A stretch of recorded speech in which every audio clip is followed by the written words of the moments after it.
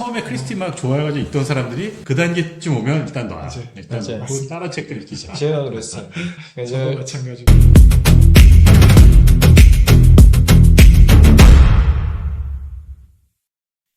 네, 안녕하세요. 줄여서 평론가 장경현입니다. 저번에 이제 화요 추리 클럽의 옛날 멤버들 반가운 얼굴들과 함께 에거서 크리스티에 대해서 이야기를 좀 했었는데요. 이번에도 계속 이어서 크리스티에 관해서 이번엔 좀 본격적으로 좀 작품과 탐정 이야기를 해볼까 합니다. 역시 추리소설의 꽃은 탐정이잖아요. 예, 탐정이라는 존재가 정말 추리소설이라는 장르를 다른 장르와 차별하게 만드는 그런 중요한 요소인데, 크리스티는 작가 자신이 탐정보다 유명한 좀 특이한 케이스이긴 하지만 역시 빼놓을 수 없는 또 중요한 탐정들이죠. 그러면은 제일 먼저 떠오르는 탐정이 역시 에르큘 푸아로겠죠. 푸아로에 대해서 어떻게 생각하십니까? 아주 어렸을 때는 사실 저에게는 셜록 홈즈가 우상이었기 때문에 이 포아로의 그 방식을 별로 좋아하진 않았던 것 같아요. 처음 접했을 때는. 그러다가 이제 한참 크리스티에 빠지기 시작해서 읽을 때는 그래도 포아로가 가진 그런 장점들도 있고 매력도 있고 이런 걸 느꼈는데, 개인적으로 이렇게 끌리는 캐릭터는 그래도 아니었다라는 생각이 좀 들고요. 저는 그래서 오히려 미스 마플을 더 좋아했던 것 같습니다. 포아로보다. 그러면 마플 이야기할 때 다시 좀 본격적으로 해주시고.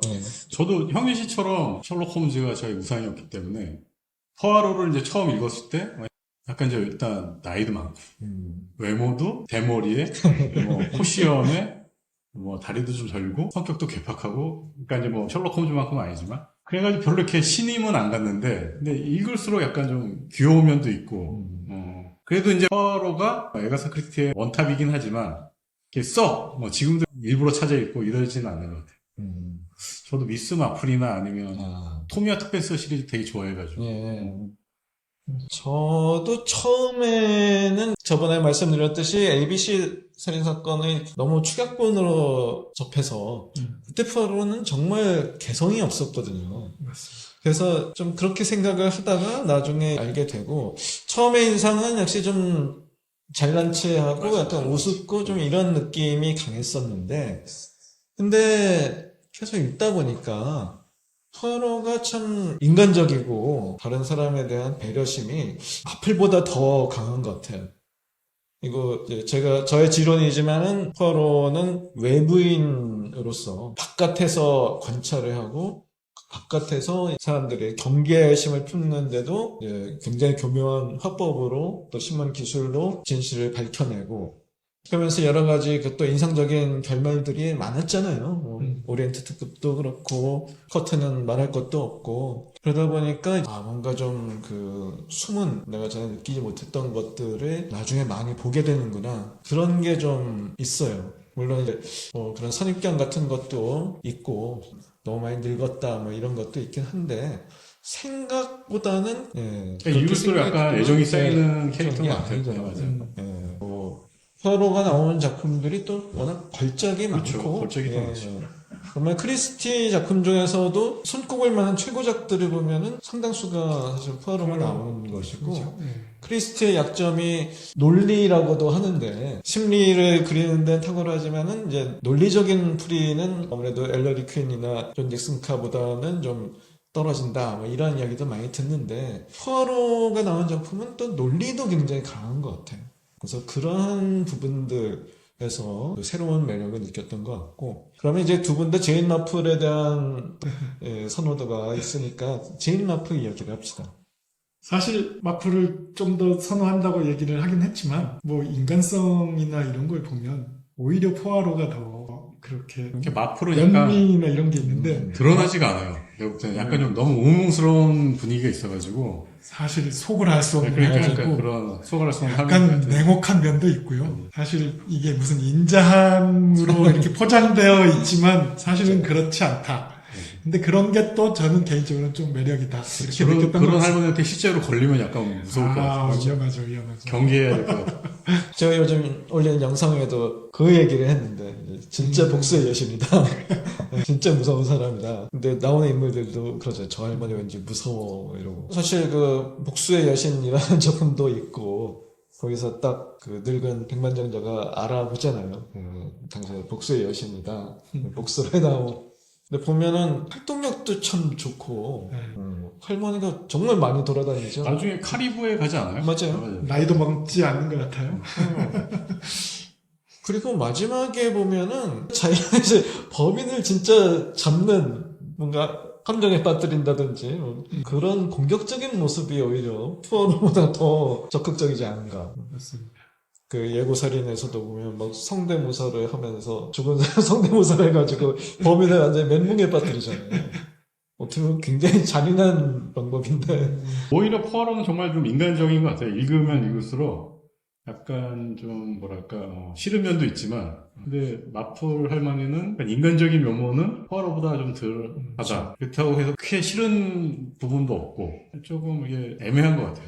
그런 겉모습에 드러나지 않은 그런 면이 저는 그게 좀 마플의 매력이 아닐까라는 생각이 들고요. 뭐 움직이는 손가락, 예고살인 이런 거 어렸을 때 되게 재밌게 전 읽었고 움직이는 손가락을 재밌게 읽었어요. 마플을 그래서 또 더 좋아하게 됐던 것 같아요. 네. 그리고 목사관 TV 시리즈로 많이 나왔잖아요. 그렇죠. 그걸로 BBC 이제 시리즈로 조앤 이제 엑스. 네. 너무나 정말 마플의 현신같이 느껴져서 크리스티가 조앤닉스를 연극 무대에서 보고 당신이 마플을 해주세요라고 했대잖아요. 내가 생각했던 마플 그 모습을 그대로 보여줬던 게 아닌가라는 생각이 듭니다. 사실 그때는 보면서 마플이 너무 좀 엄격해 보인다, 뭐 좀 이런 느낌을 사실 가졌었거든요. 근데 나중에 읽어보니까 그게 맞는 것 같아요. 빅토리아 시대 할머니였으니까 어. 그런 것도 있겠지. 엔젤라 랜스베리보다는 유닉스. 근데 저는 엔젤라 레스베리가 더 좋았던 것 같아요. 미스 마플. 인간미, 매력 그런 게 좀. 아니, 약간 이렇게 그 내가 상상했던 아, 그 할머니랑 좀 어울리지 않나. 좀 더 싶습니다. 친숙한 이미지에 사실 제시카가 미스 마플 아니에요? 그렇죠. 그런 현대판 미스 마플이죠. 네. 맞아요. 뭐였지? 무슨 영화에 안젤라 랜스버리가 또 딴 역으로 나왔었는데 크리스티 영화에 깨어진 노을이었나? 배틀도 좋지 않아요? 배틀? 배틀 총경도 빼놓을 수 없는 제가 처음으로 해문 크리스티를 학교 읽은 게 영실을 향하여고 거기서는 이제 배틀 총경이 나오죠. 배틀도 그렇고 아리아든의 부인인가? 아, 그분이 약간 조연으로 나오면서 주연으로 나오는 책도 한 5권인가 있어요. 창백한 말이랑 뭐 이런 몇 권. 아리아든의 올리버 올리버 부인. 이 추리요새 작가. 그 사람이야말로 크리스티 현신이죠. 근데 그 올리버 부인은 탐정으로 나온 거는 사실 거의 없고. 없어요. 네. 그냥 이제 약간 조연 역할로 좀. 푸아로한테 뭐 약간씩 아이디어를 말해주거나 특히 그 파커파인. 파커파인의 팀이죠, 그야말로. 그 배틀 총경은 이렇게 세계관이 겹쳐서 마플하고 혹시 같이 나온 작품은 마플은 아닌 것 같아요. 마플은 아니고 올리버 부인하고 올리버 이렇게. 부인. 올리버 부인이 여러 군데 아마 그쵸, 그쵸. 나오는 것 같아요. 그 올리버 부인이 쓴 책 자체가 목사과의 살인 뭐 이런 제목이고 탐정이 핀란드인 탐정이라고 나오죠. 할리퀸도 있죠, 할리퀸. 수수께끼 수수께끼 할리퀸 할리퀸도. 네. 거기서 빼놓을 수 없는 셰터드 웨이트치 산막의 비극에 나오죠. 그래서 사실 그 사람도 정말 유능한 왓슨이라고 부를 수 있을지 모르겠는데 할리퀸에선 거의 탐정이잖아요. 나일강에 약간 헤이스팅스 역으로 나왔던 사람이 누구죠? 그 사람도 무슨 대위인 뭐였던 것 같은데. 아, 레이스 대령? 아, 레이스 대리인가. 그 사람도 저기 갈색 옷을 입은 사나이에서 이 사람들은 다 겹쳐요.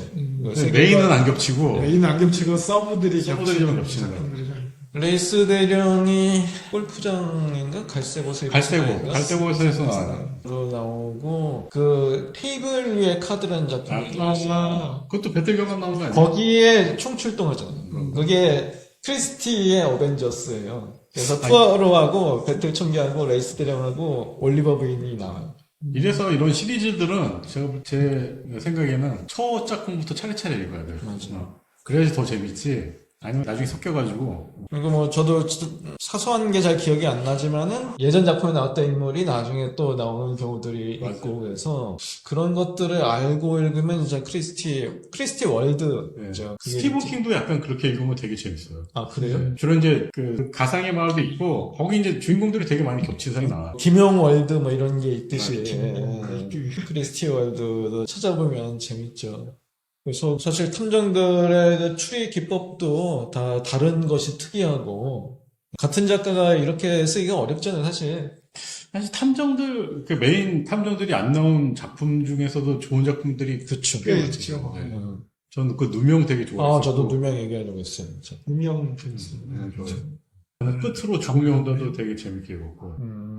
아, 크리스티 여사의 이라크 쪽 그 고고학 관련해가지고 아마 아이디어가 나왔던 것 같은데 제가 알기로는 역사 미스터리물 중에 가장 오래전 역사 고대를 시대를 배경으로 배경으로 하는 그거보다 앞선 거를 본 적이 없는 것 같은데. 고대 이집트가 있긴 하지만 나중에 나온 것 중에 그 누구였더라? 고대 이집트 시리즈. 예. 근데 그거보다 더 앞섰어요. 훨씬 앞섰어. 마가렛 두디가 쓴 탐정 아리스토텔레스인가 그거 말씀하시는 거예요? 아니요, 그거 말고 그 이집트 시리즈 쓴 사람. 알아요. 번역 안 된 거. 앨리스. 아니요. 번역됐어요? 번역 2권 정도 된 거 그래요? 있는데. 뭐지? 모르겠는데. 제목이 갑자기 기억이 안 나서. 근데 파라오의 뭐. 파라오의 음모 이런 거? 네.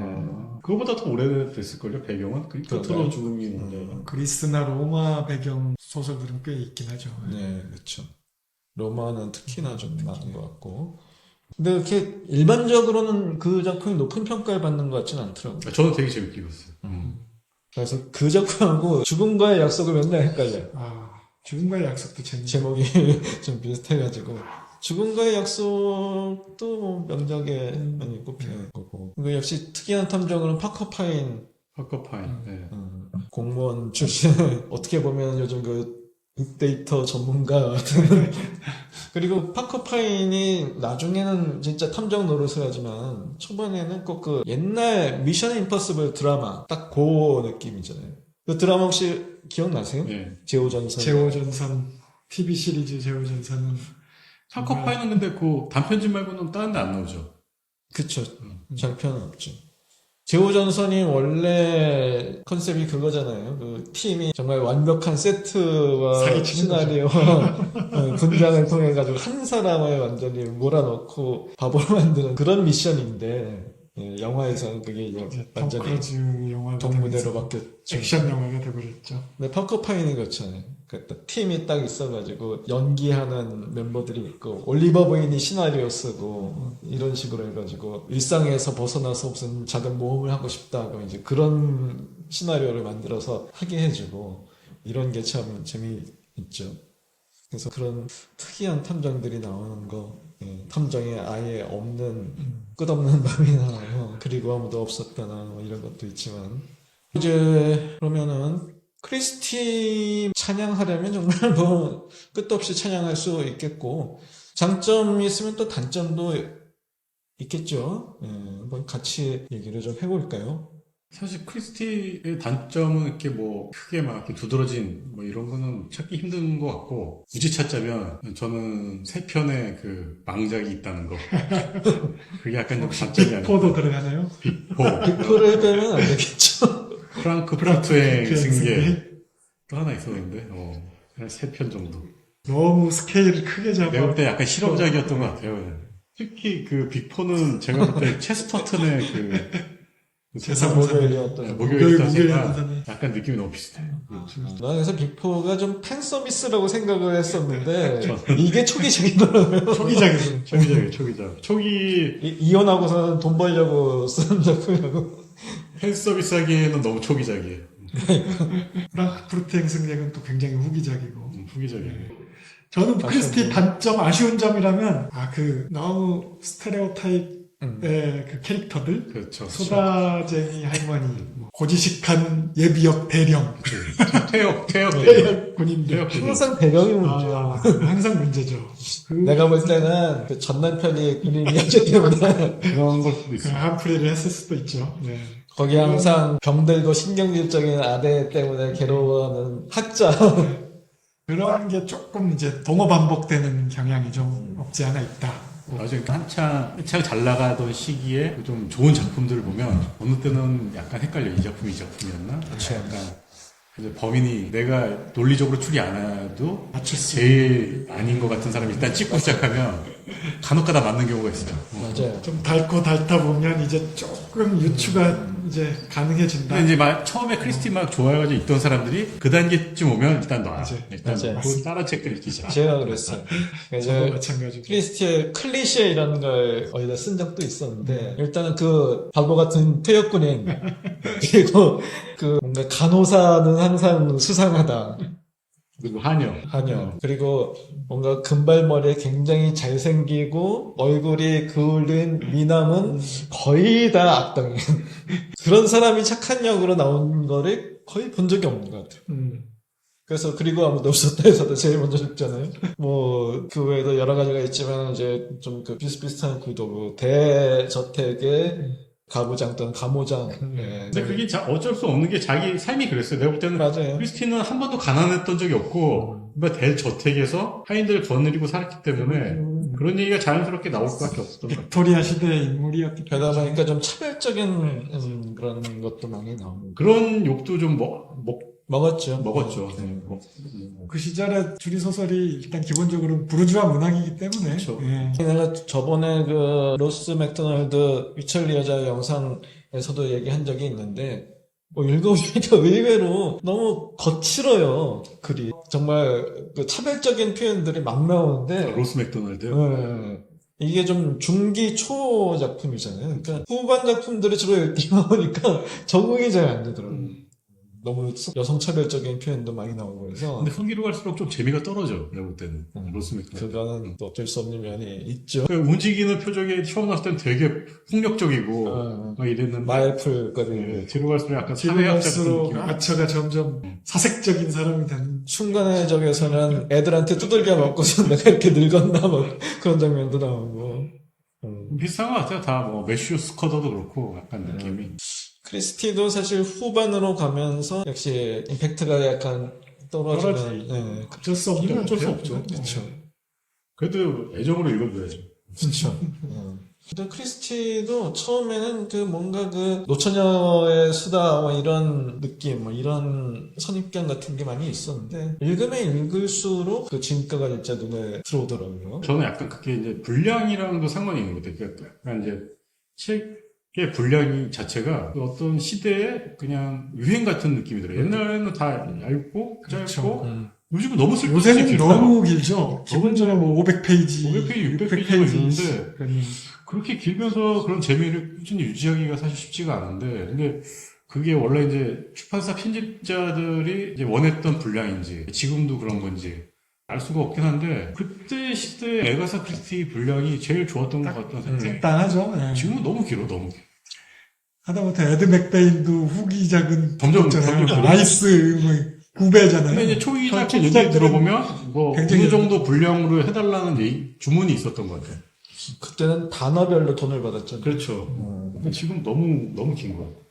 내가 미야베 미유키는 읽지를 못하고 있는 게 이게 뭐 두세 번씩 되니까 그러니까 그래서 이제 장단점 얘기하다가 뭐 이렇게 빠졌는데 뭐 단점은 별로 없는 걸로 그러면 이제 마무리로 개인적으로 추천하거나 애정을 가진 작품들 많지만 저는 뭐 너무 뻔하지만 뭐 그리고 아무도 없다랑 오리엔트 특급 살인, 나의 살인 사건 그리고 이제 조금 덜 알려진 세상 속의 살인 그리고 저는 움직이는 손가락도 되게 좋아했고 그리고 비밀 결사. 너무 유명한 작품 다들 많이 추천받았을 테니까.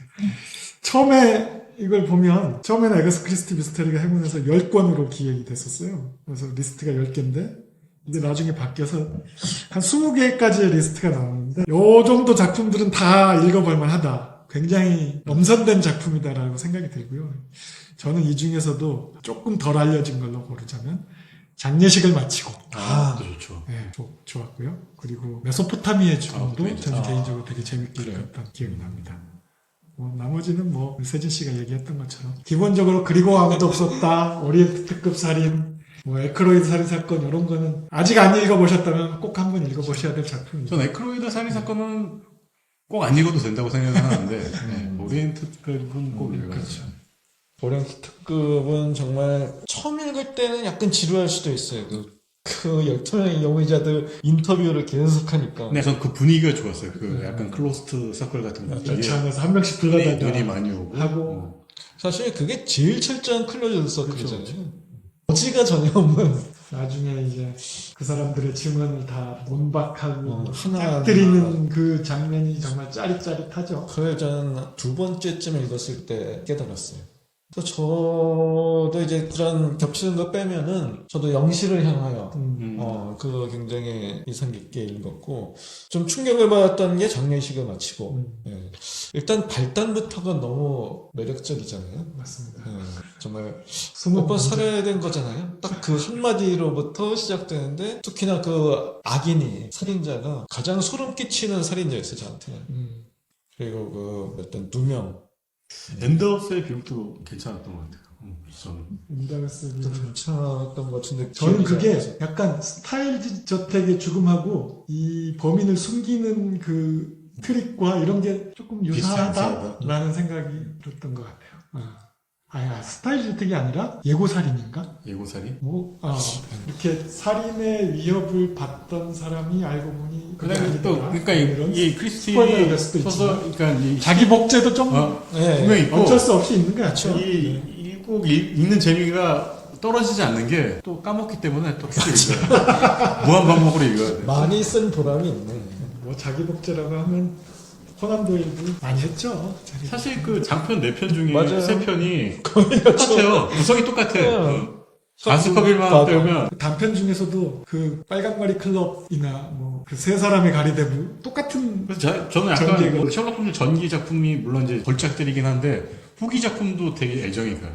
약간 좀 떨어지긴 하지만 인간적인 좀 면이 좀 보인다고 할까?